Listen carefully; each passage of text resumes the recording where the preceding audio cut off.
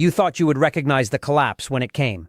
You thought there would be a moment, a flash, a siren, tanks in the street, helicopters over the city, a president on television saying the words, "This is an emergency." You thought it would look like a movie because that is the only version of collapse you were ever shown. And so you have been waiting for the movie version. And while you were waiting, the real version started. And the real version does not look like a movie. It looks like Tuesday. It looks like a gas price you cannot believe, a grocery bill you cannot explain, a credit card balance that goes up even though you have not bought anything you did not need, an insurance renewal that makes your hands shake, a neighbor you have not seen in 3 weeks, a child's school that cannot find a bus driver, a doctor who costs more than your paycheck, and a country that everyone around you says is fine, while your own eyes tell you it is not. The American empire is dying. Not in the future. Not in a decade. Not in a theoretical scenario that analysts debate on panels. Right now, in front of you. In the numbers being published this week. In the oil reserves being drained to levels not seen since 1983. In the Strait that has been closed for over 100 days. In the dollar losing another fraction of the world's trust every quarter. In the 264,000 Americans who will die of despair this year. In the 180,000 who left the country. In the 88 million who stopped voting. In the 90% who say this is a mental health crisis. In the faces of the people around you who are carrying something that did not exist 2 years ago and cannot put it down. Rome took 200 years to fall. The historian who studied it projected 22 years for the United States, starting in 2003. That clock ran out last year. And you are still here, watching. And that is the only advantage you have over every citizen of every empire that has ever collapsed. You can see it happening in real time. On the screen, you are holding the proof that you are watching the American empire die in real time is not in a history book or an academic paper or a think tank report. It is in the last 100 days of your own life, and you can name every change without looking anything up. A geopolitical analysis published in May 2026 said the strongest civilizations usually begin dying financially long before the population realizes anything irreversible has started. And then it said, decline arrived disguised as normality for years before history finally admitted what was happening. Disguised as normality. That phrase describes the United States in 2024 and 2025. The GDP was growing, the stock market was up, the unemployment rate was 4%, and everything felt slightly worse than the year before, but not different enough to call it collapse, not dramatic enough to name, not acute enough to panic. Just a slow, steady erosion of purchasing power and stability, and hope that you could feel but not prove, because the official numbers said everything was fine. And then February 28, 2026, happened. Operation Epic Fury launched, and the disguise came off. And in the 100 days since, you have watched the following happen with your own eyes. Gas went from $2.96 to $4.55 nationally, and $6.13 in California. Israel and Iran exchanged direct missile strikes, and Brent crude surged 4.9% in a single session. The Strait of Hormuz has been closed for over 100 days, and 21% of the world's daily oil supply cannot transit. The Strategic Petroleum Reserve posted 2 consecutive record-breaking weekly drawdowns and is approaching levels not seen since 1983. Cushing, the storage hub that prices your gasoline, lost a third of its inventory in 2 months. Saudi Aramco's CEO told investors that even if the Strait opens today, normalization takes months and possibly extends into 2027. Oil executives went on the record saying inventories are at really, really low levels. Consumer sentiment hit the lowest level in 46 years of data. LICP was eliminated for 6 million households heading into the hottest summer on record. Diesel hit a record $6.30 in Chicago. The national debt crossed $39 trillion. Interest payments exceeded $1 trillion for the first time in history. Credit card debt hit $1.252 trillion at 23.79% APR. Equifax reported total consumer debt at an all-time high of $18.19 trillion. The dollar's reserve share fell to 56.9%. BRICS expanded to include countries that were once firmly in the American alliance system. The SPR was drained at a rate that CNN reported exceeded Biden's drawdowns despite years of Trump criticizing Biden for doing the same thing. And 63% of Americans rated the economy as bad, while GDP supposedly grew. You did not need to read a single article to know this was happening. You felt it at the gas pump. You felt it at the grocery store. You felt it in the electric bill. You felt it in the insurance renewal. You felt it in the credit card statement. You felt it in the weight on your chest that was not there in January. And the Substack analysis of the 250-year cycle said empires do not announce their collapse, they celebrate it. The last act of any empire is to celebrate itself, and the United States is planning a 250th birthday celebration on July 4, 2026, with fireworks over the Potomac and speeches about American greatness while gas is at $4.55, and the SPR is at 1983 levels, and the Strait is closed, and the debt is $39 trillion, and 264,000 Americans are dying of despair every year, and 63% of the country says the economy is bad. The fireworks will go off, the speeches will be delivered, and the empire will continue dying, in real time. While you watch, Rome took 200 years to fall. Portugal took 1 year. The Soviet Union took 2, Britain took 17. And the historian who calculated this timeline projected 22 years for the United States starting in 2003, which means the clock runs out in 2025 and you are already past it. Alfred McCoy, the professor of history at the University of Wisconsin-Madison, who has spent 4 decades studying the mechanics of American imperial power, published a projection in 2010 that was treated as fringe at the time and reads like prophecy now. He wrote that empires are fragile organisms, and when things start to go truly bad, empires regularly unravel with unholy speed. And then he provided the timeline that should be memorized by every person watching this video. Portugal, 1 year. The Soviet Union, 2 years. France, 8 years. The Ottomans, 11 years. Great Britain, 17 years. And in all likelihood, 22 years for the United States, counting from the crucial year 2003. 22 years from 2003 is 2025. You are already past the projected endpoint. And McCoy wrote that from 2010 he expected the fall to occur by 2025, either with a bang or a whimper. And what makes his projection different from internet speculation is that it was published in Salon, one of the mainstream publications of record, and it was based on a detailed analysis of 4 key indicators: economic decline measured by the loss of manufacturing, the trade deficit, and the shift from production to financialization; technological loss measured by the declining investment in basic research and the overtaking of American innovation by competitors; military overextension measured by the unsustainable cost of maintaining global force projection; and global realignment measured by the formation of alternative power centers and financial systems. And every single one of those indicators has worsened dramatically since McCoy's 2010 projection. Manufacturing output has fallen from 28% of global production to 16%. China overtook the United States in R&D investment. The military budget has ballooned to $886 billion, with a proposed increase to $1.5 trillion while fighting a billion-a-day war in Iran. And BRICS has more economic weight than the G7. CIPS processes $25 trillion per year, and the dollar's reserve share has fallen to 56.9%. McCoy's 4 indicators have not just met his projections, they have exceeded them, and now consider the comparison to Rome that the thumbnail of this video names.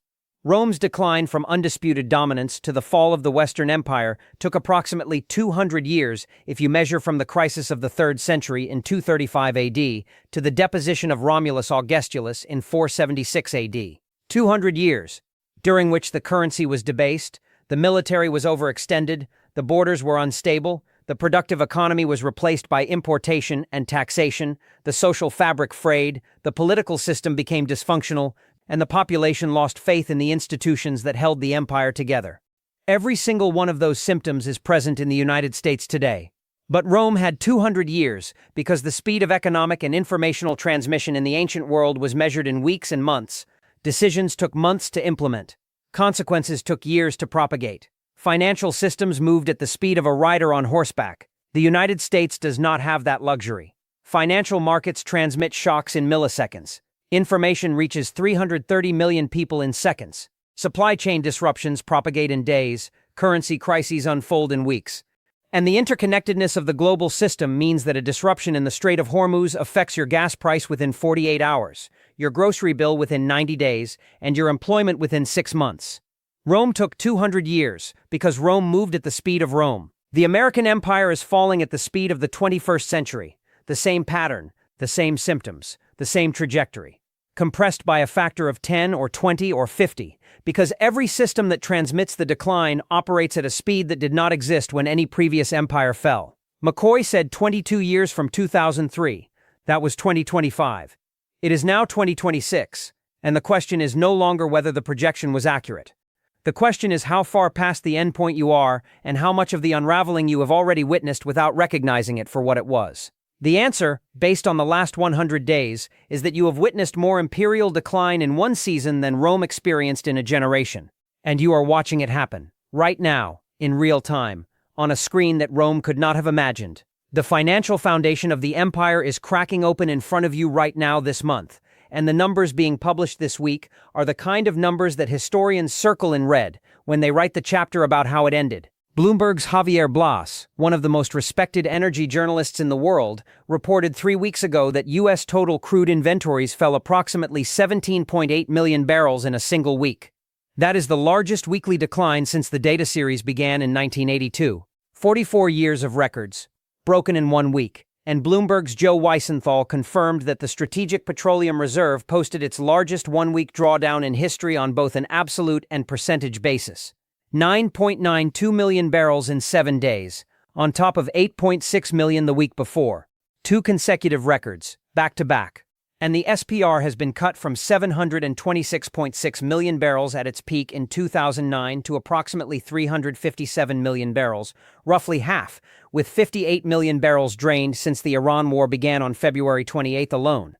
And Gas Buddy's Patrick DeHaan confirmed that the reserve is days away from reaching levels last touched in August 1983.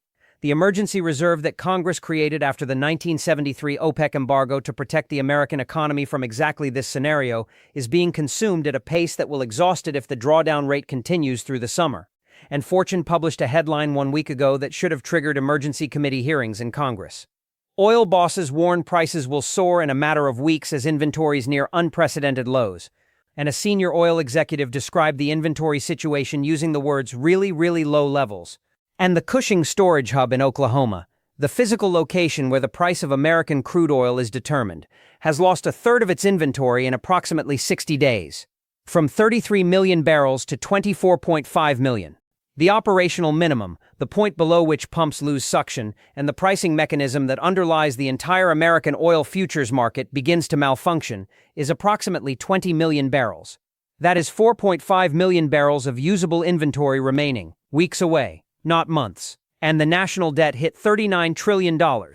And interest payments exceeded $1 trillion for the first time in American history. And the Congressional Budget Office projects $50 trillion in debt within a decade. And the debt-to-GDP ratio has exceeded 120%, well past the 90% threshold that the IMF considers dangerous, and the Substack analysis on mathematical certainty of collapse documented that Rome crossed the equivalent threshold in 235 AD and fractured within 2 decades.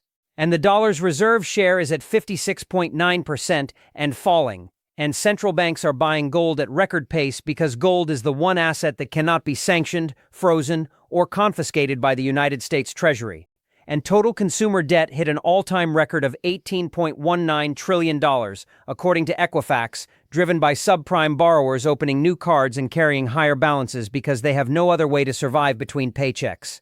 And credit card APRs are at 23.79%, the highest in the history of the Federal Reserve's tracking. And the savings rate has fallen to 4%, and 111 million Americans cannot pay their credit card balance in full. And consumer sentiment is at a 46-year record low. These are not projections. These are not forecasts. These are not warnings about what might happen next year. These are numbers being published right now, this week, this month, in real time. And they are the kind of numbers that historians will circle in red ink 50 years from now when they write the chapter about how the financial foundation of the American empire cracked. The chapter will have a date, and the date will be the summer of 2026, because that is when the SPR approached 1983 levels, when Cushing approached operational lows, when interest exceeded $1 trillion, when consumer debt hit its all-time high, when the numbers stopped being warnings and started being measurements of something that was already happening, in real time. While you watched, the American people are not just watching the empire die, they are leaving it. 180,000 walked out last year, and for the first time since the Great Depression, more Americans left than arrived. Net migration in the United States went negative in 2025 for the first time since the Great Depression. More people left the country than entered it. Let that settle for a moment. For 90 years, since the 1930s, the United States has been a country that people came to from every continent, from every economic system, from every political structure. People packed their bags, sold everything they owned, left everyone they knew, and crossed oceans to get here, because here was where you went if you wanted a better life. That flow has reversed. 180,000 American citizens left the country last year. The State Department cut the renunciation fee from $2,350 to $450, an 81% reduction, because the demand to formally surrender American citizenship was exceeding the system's capacity to process exits. There are 30,000 people in the renunciation queue right now, 30,000 Americans waiting in line to legally stop being Americans. And a Gallup poll found that 15% of all Americans, approximately 50 million people, say they would permanently leave the country if they could. 50 million. That is the population of Spain. That is more people than love in 45 of the 50 states, and they are not the people at the bottom. The brain drain is real, and it is accelerating. Remote workers discovered that their American salary goes twice as far in Lisbon, 3 times as far in Medellin, 4 times as far in Chiang Mai. Engineers are taking offers at Samsung, Tencent, and TSMC because the compensation matches Silicon Valley, and the cost of living is half. Retirees who sold their homes cannot afford to buy back in and are moving to Portugal, Costa Rica, Mexico, and Thailand because the math of American retirement does not work when a median home requires $110,000 in income and Medicare does not cover you abroad, and the Social Security Trust Fund is 6 years from insolvency, and the people who stay are withdrawing in different ways. 88 million eligible voters did not vote in 2024, not because they were lazy, because they calculated that their vote would not change their life. They looked at the 2 candidates, funded by the same corporate donors, advised by the same consulting class, and constrained by the same system that has produced 7% congressional confidence, and they withdrew. And the fertility rate has fallen below replacement for every demographic group. Americans are not having children because the cost of raising a child in the American system, $15,000 to $25,000 in childcare, $80,000 to $200,000 for a degree, $300,000 for a home, makes reproduction a financial liability rather than a personal joy. The country is not producing the next generation because the next generation cannot be afforded, and 264,000 Americans die of despair every year. Drug overdoses, alcohol-related deaths, suicides. These are not deaths of poverty in the traditional sense. These are deaths of hopelessness. Deaths of people who looked at the trajectory of their life inside this system and decided the trajectory did not point anywhere they wanted to go. And Carol Anderson, the historian at Emory University, asked the question that names the depth of the fracture. She said COVID could not bring the country together. A pandemic killing hundreds of thousands was a clear shared threat, and it not only failed to unify the country but worsened its divisions. People could not agree on basic facts. And then she asked the question that has no answer. If such a massive enemy cannot unite the nation, what possibly could? Nothing. That is the answer. Nothing can unite a population that has stopped believing in the system it lives inside. And the proof is in the exits. The 180,000 who left, the 30,000 in the renunciation queue, the 50 million who want to leave, the 88 million who stopped participating, the 264,000 who stopped living, the millions who stopped having children. You are not just watching the empire die. You are watching the population withdraw from it. In real time, one departure at a time. While you are watching the gas prices climb and the grocery bills stack up, the rest of the world held summits and signed agreements and built infrastructure and launched currencies and quietly replaced the American empire, while nobody on your television told you it was happening.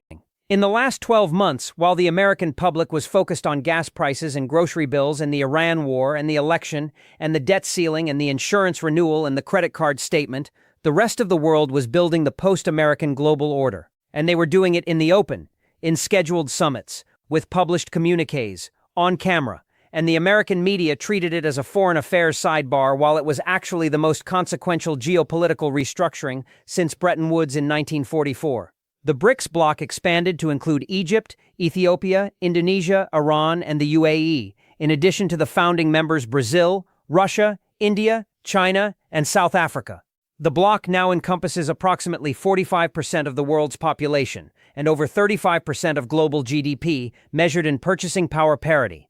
More economic weight than the G7, and the 18th BRICS summit is being hosted by India in 2026, with an agenda that includes alternative trade settlement mechanisms, a BRICS payment clearing system that parallels SWIFT, commodity pricing in non-dollar currencies, on the expansion of the new development bank to fund infrastructure projects across the global south without conditions imposed by the IMF or the World Bank.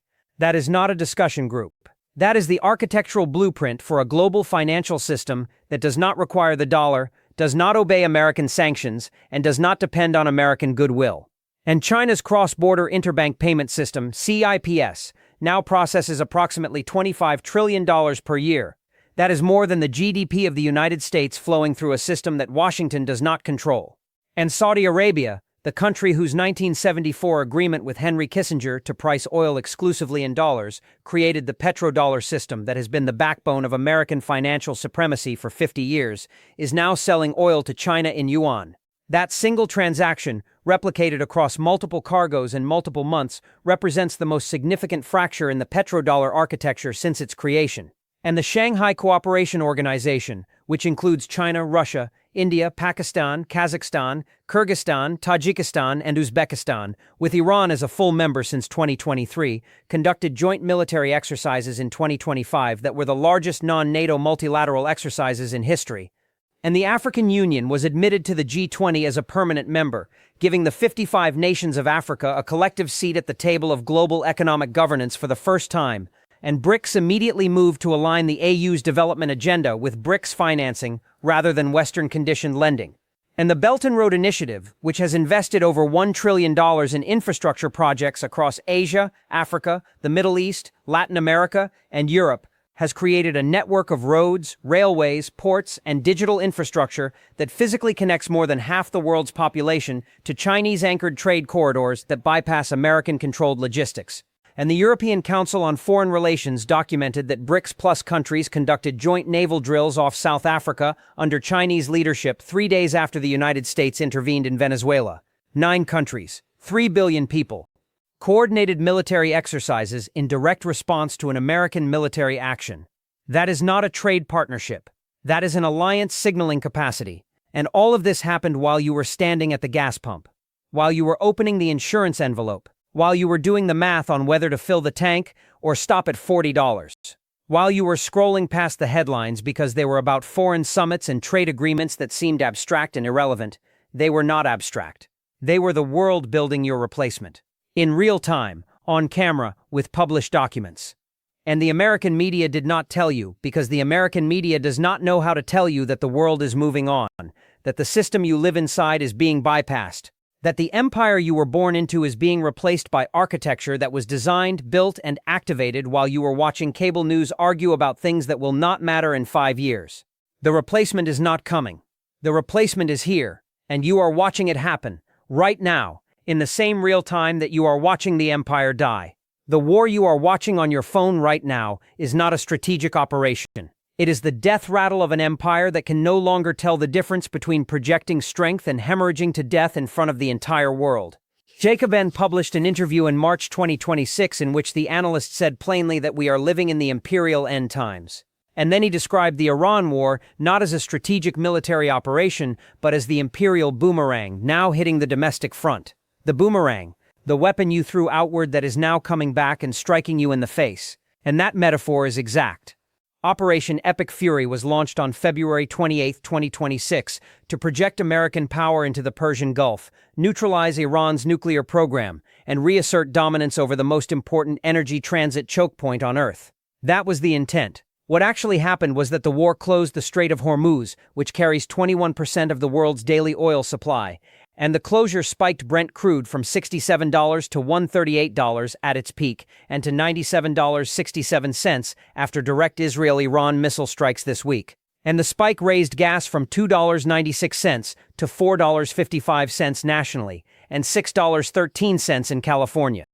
And the diesel surge to a record $6.30 in Chicago raised the cost of transporting everything in the American economy. And the SPR was drained at record pace to cushion the blow, approaching 1983 levels. And the hidden war tax on every American household reached $2,800 to $4,500 per year. And the war costs $1 billion per day, adding $365 billion per year to a deficit that is already $2 trillion on a debt that is already $39 trillion, with interest that already exceeds $1 trillion.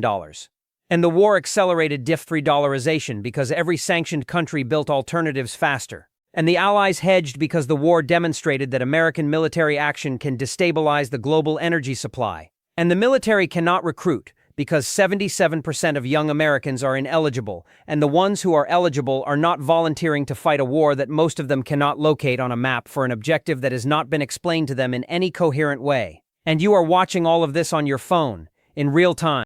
The CNBC alerts about oil prices, the footage of missile strikes, the gas pump videos going viral on TikTok, the SPR charts on Twitter, the defense analysts on YouTube breaking down the cost ratios. You are watching an empire bleed, not from a wound inflicted by the enemy, from a wound it inflicted on itself by starting a war. It cannot win at a price it cannot pay against a defender who only needs to wait because time is on the defender's side.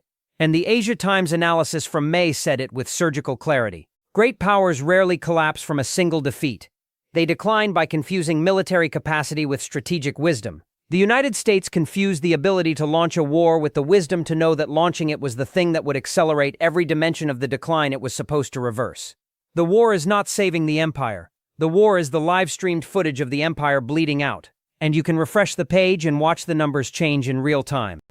The oil price, the gas average, the SPR level, the debt clock, the casualty count, the diplomatic failure, the alliance fracture, all of it updating, every hour, on the screen you are holding right now. That is what dying in real time looks like. Not a mushroom cloud, a refresh button. The people who were supposed to save the empire are the ones who are profiting from its death, and they have already positioned their wealth to survive the collapse.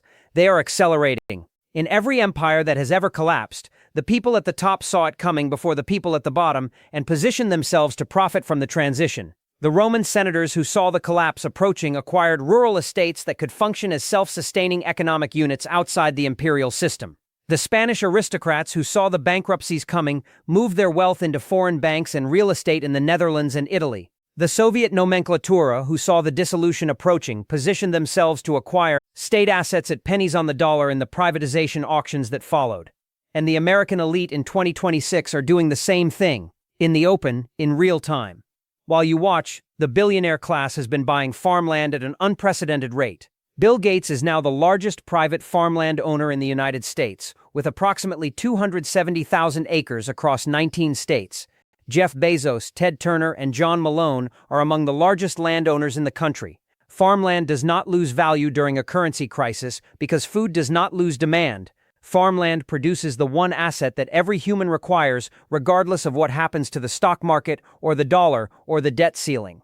The billionaires are not buying farmland because they want to be farmers. They are buying it because they understand that in a declining empire, the people who control the food supply control the future, and the defense contractors are profiting from the war that is draining the treasury. Lockheed Martin, Raytheon, Northrop Grumman, and General Dynamics have seen their stock prices and contract values surge since the Iran war began. Every Tomahawk missile that costs $2 million is revenue for Raytheon. Every F-35 sortie that costs $42,000 per hour is revenue for Lockheed. Every satellite surveillance pass is revenue for Northrop Grumman. The war that is draining the SPR and raising your gas price and adding $365 billion per year to the national debt is delivering record revenue to the companies whose former executives populate the Pentagon and whose lobbyists populate the halls of Congress. And the financial sector is profiting from the debt that is consuming the empire. Every dollar of the $39 trillion national debt is a revenue-generating asset for the banks and institutional investors who hold treasury bonds. Every dollar of the $1.252 trillion in credit card debt at 23.79% APR is generating income for JP Morgan Chase, Citibank, and Capital One. Every dollar of the $1.77 trillion in student loan debt is producing interest revenue for Sallie Mae and the federal government itself. The debt that is crushing you is the asset that is enriching them. And the tech oligarchs have positioned their wealth in assets that survive imperial decline. Real estate in New Zealand. Citizenship in countries with stable governance and low debt. Private security infrastructure. Self-sustaining compounds. Peter Thiel has New Zealand citizenship. Sam Altman has reportedly discussed post-collapse scenarios. The Silicon Valley survivalist culture is not a quirky hobby. It is a revealed preference. The people who build the systems that run the empire are buying escape routes from the empire because they can read the same data you are watching in this video, and they have the resources to act on it. And here is the part that should make your blood run cold. These are the same people who fund the campaigns, who lobby the Congress, who advise the presidents, who sit on the boards, who set the interest rates, who write the trade policy, who decide whether the war continues or ends. The people who are supposed to be steering the empire away from the cliff have already purchased parachutes. They are not trying to save the empire. They are trying to survive its landing. And the difference between them and you is not intelligence. It is information and resources. They have the same information you are receiving in this video. But they had it 5 years ago, and they had the money to act on it, and they acted, and you are watching the empire die in real time while the people who could have prevented it are packing their bags. You do not need a single statistic to know the empire is dying because you can see it on the face of the person sitting across from you at the kitchen table, and the face of the cashier at the grocery store, and the face of the neighbor you have not seen outside in 3 weeks. 90% of Americans say the country is in a mental health crisis. That number is so large that it has lost its ability to shock. 90%. Say it out loud in a room of 10 people and 9 of them agree. But the number is not the thing that tells you the empire is dying. The thing that tells you is the face. It is the face of the person who sits across from you at dinner and does not talk the way they used to, who used to make plans and now makes excuses, who used to laugh at the small stuff and now stares at the middle distance while you are talking, who used to sleep through the night and now gets up at 3 a.m. and sits on the couch in the dark doing math on a phone calculator. It is the face of the cashier at your grocery store who has worked there for 6 years and used to say something friendly when she scanned your items and now just scans, eyes down, shoulders forward, moving through the line the way a person moves through something they have stopped believing in but cannot leave. It is the face of your neighbor who used to mow his lawn every Saturday and wave at you from the driveway, and now you have not seen him outside in 3 weeks, and the lawn is growing and the mail is stacking up and you are thinking about knocking on his door. But you do not, because you are not sure what you would say, and the Surgeon General declared loneliness a public health epidemic. Half of American adults report measurable loneliness. The health impact is equivalent to smoking 15 cigarettes a day, and 264,000 Americans are dying of despair every year. Overdoses, alcohol, suicide, and the person at your table and the cashier at your store and the neighbor behind the closed door are not statistics. They are the empire, dying at the human scale, one face at a time. And the Allianz survey found that 48% of Americans are more stressed heading into 2026 than they were at the start of 2025. And the fastest growing concerns were healthcare costs and lack of job security. And consumer sentiment is at a 46-year low, and 45% of households cannot make ends meet. And 63% rated the economy as bad, and 79% said the country is falling apart. And none of those numbers are as real as the face. Because the face is the thing that the GDP cannot measure, and the unemployment rate cannot capture, and the stock market cannot price. The face is the truth that exists underneath all the data. And you have seen it. You have seen it in the mirror. You have seen it across the table. You have seen it in the parking lot of the grocery store, where someone is sitting in their car with the engine off, staring at the steering wheel, because going inside the store means spending money they do not have, and going home means facing the bills that are on the counter. And you recognized it because the expression on their face was the same expression you have been carrying. The expression that says, "I do not know how much longer I can do this." And that expression is the empire dying. Not in the pages of the Financial Times, not in a Pentagon study, not in a BRICS communique. In the human face, in your human face, in the faces of the people you love, and you are watching it happen, not on a screen, in person, in your home, in your mirror. In the eyes of the person who used to plan vacations and now plans which bills to pay and which ones to let go. The empire is not an abstraction. The empire is the system that determines how hard your life is. And when the empire is dying, your life gets harder.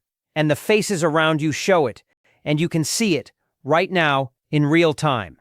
Without clicking a single link. The reason nobody on television will tell you what you are watching is that naming the death of the empire ends careers and loses elections and crashes markets, and nobody in the professional class has the incentive to say the word that you already know is true. There is a word that every data point in this video is describing. Every number, every chart, every comparison to Rome, every quote from the Pentagon, every alert from the Stimson Center, every metric from the Federal Reserve, every departure at the airport, every face at the kitchen table, they are all describing the same thing, And the word for that thing is collapse. And nobody whose career depends on the continuation of the system will say it, not the anchor on the evening news. Because their advertising revenue comes from corporations that need consumer confidence to sell products. Saying collapse on air is not journalism, it is a firing offense. Not The Economist on the panel show, because their reputation is built on measured language and hedged forecasts and the expectation that the system self-corrects. Saying collapse makes you a doomsayer. It gets you removed from the guest list, not the politician running for office, because you cannot run a campaign on the promise that the thing you are asking to lead is dying. Every candidate must project optimism, every campaign must promise a better future. Saying collapse means you lose the donor class, you lose the media coverage, and you lose the election to the person who said everything will be fine if you vote for me. Not the Federal Reserve Chair. Because the Fed's primary tool is not interest rates. It is confidence. The entire monetary system runs on the belief that the dollar will hold its value, that the bonds will be repaid, and that the system will continue functioning. A single sentence from the Fed chair acknowledging structural decline would trigger a bond market sell-off, a currency crisis, and a stock market crash within hours. The word is too dangerous for anyone inside the system to speak, and so the system has developed an entire vocabulary of euphemisms to describe what you are watching without naming it. Headwinds, challenges, transition, turbulence, correction, restructuring, adjustment, normalization. Every one of those words is a professional class substitute for the word that the data screams, and the professional class cannot whisper. And Biden's former chief economist Jared Bernstein admitted it on the record when he told Axios, "Take it from me. Never try to tell the American people they are better off than they think they are." He was not saying the economy is fine. He was saying the gap between the narrative and the reality is real, and the narrative is the lie. And the Stimson Center titled its analysis, "The United States is Self-Destructing Amid Empire Collapse." Self-destructing. Collapse. A think tank in Washington that advises the government used the word that the government itself cannot use. And The Hill titled its piece, "The American Empire Has Entered Its Final Act." The final act, published in the newspaper that sits on every desk in Congress.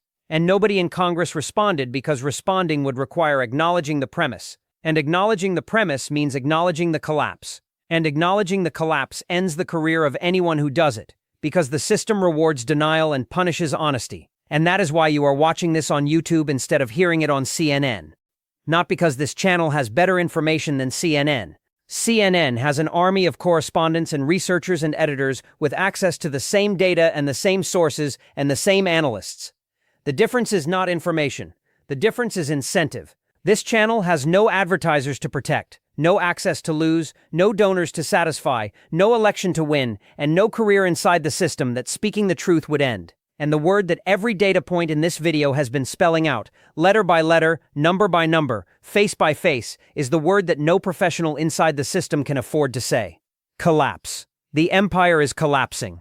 You are watching it happen, in real time. And the reason nobody on your television will name what you are seeing is that naming it would make it impossible to pretend it is not happening. And pretending it is not happening is the last remaining function of the institutions that are supposed to be managing it. You are watching the American empire die in real time, and that means something that no previous generation of imperial citizens has ever had. You have the advantage of seeing it while there is still time to act. Roman citizens in the 4th century did not know they were watching the empire die. They knew things were getting worse. They knew the currency was worth less every year. They knew the taxes were heavier. They knew the legions were weaker. They knew the roads were crumbling. They knew the barbarians were closer. But they did not have a word for it because they did not have the information. They did not have historians on their devices comparing their trajectory to every empire before them. They did not have real-time data on the currency's purchasing power or the debt's trajectory or the military's cost ratio. They experienced the decline as a series of disconnected bad years that they hoped would improve, and they did not improve. British citizens in the 1950s and 1960s knew the empire was shrinking. They could see the colonies gaining independence on the evening news. But the narrative they were given was that Britain was voluntarily transitioning from empire to commonwealth, a managed, dignified withdrawal. And many believed it because the information environment was controlled enough that the narrative held. Soviet citizens in the 1980s knew things were not working. The queues were longer, the shelves were emptier, the jokes were darker, but the system suppressed the information that would have told them how close to the edge they were. And when the collapse came in 1991, it caught most of the population by surprise because they did not have the data to see it coming. You do. You have all of it. Every number I have cited in this video is publicly available, every source is linked in the description, every trend is documented by institutions whose job it is to measure exactly these things. The SPR drawdown rate, the Cushing inventory level, the dollar's reserve share, the debt trajectory, the interest payment total, the consumer sentiment index, the PISA rankings, the life expectancy data, the deaths of despair count, the BRICS expansion timeline, the CIPS transaction volume, the fertility rate, the net migration figure, the renunciation queue, the lobbying totals, the defense budget, the war cost, the cost ratio, all of it, in real time, on your screen. Updated weekly. And that means you have something that no previous generation of imperial citizens has ever possessed. Advance warning with data resolution. You are not guessing that the empire is dying. You are measuring it in real time, with numbers that update while you watch. And the measuring gives you something that hope and denial and optimism and patriotism cannot give you. It gives you time. Time to pay off the credit card before the interest rate climbs higher. Time to build the food supply before the September prices arrive. Time to fill the tank before the next oil spike. Time to learn the skill before the AI wave reaches your desk. Time to build the community before the systems that are supposed to catch you when you fall finish contracting. Time to knock on the neighbor's door before the loneliness becomes isolation and the isolation becomes despair. Every empire that has ever died has taken its people by surprise. Not this one. Not you. Because you are watching it happen. And the person who watches and does nothing is the person who becomes a statistic in the chapter that historians write about this decade. And the person who watches and acts, who pays off the debt, who stocks the pantry, who learns the trade, who builds the cash reserve, who reduces the dependence, who connects with the neighbor, who stops feeding the machine that is consuming them, that person is the one the historians do not write about. Because that person did not need to be rescued, that person saw it coming. In real time, on a screen. And they turned the screen off, and they went to the store, and they bought rice and beans, and they came home and they knocked on their neighbor's door, and they said, I think we need to look out for each other. And that is how empires are survived. Not by the people who did not see it coming. By the ones who saw it and moved. The American empire is dying, in real time, while you watch. And the question is not whether it is true. The question is what you do now, that you know. Start today. Start where you are. Start with the person next to you.